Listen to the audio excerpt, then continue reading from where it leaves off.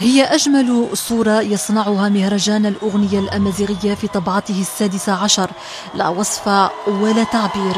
جمهور انتظر حتى منتصف الليل ليلتقي بنجمه محمد علوة، وبمجرد اعتلائه الركح وجد نفسه أمام آلاف المتفرجين من عائلات وشباب ليمتعهم علوة بأجمل ما غنى طيلة مشواره الفني.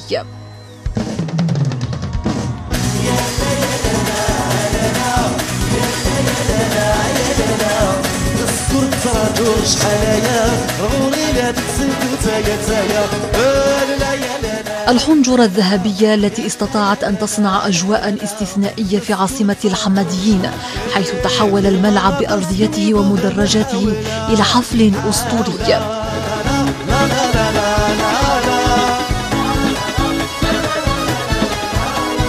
أفوس أفوس، آلو تريسيتي، أمي مزران، الحب ومزوارو، الزيني، روائع لامست نجاحات كبيرة، ومحمد علوة يشهد له بالإبداع والتجديد في الأغنية القبائلية.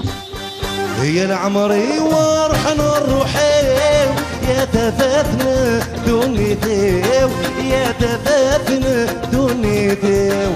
صاحب رائعة أبا بشيخ يختتم آخر سهرة من مهرجان الأغنية الأمازيغية بعد أسبوع كامل من الغناء. طبعة ناجحة على جميع المستويات عززه التغطية الإعلامية المباشرة لأول مرة للتظاهرة عبر قناة الجزائر.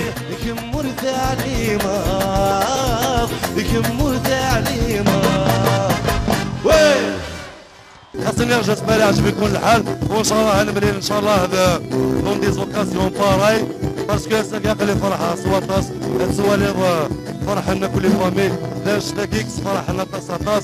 خاصني نروحو حنو في اللون وكذا قد يورسان وكذا قاعد سوالي ديال لاتيلي. خاصني نحمل عفوا.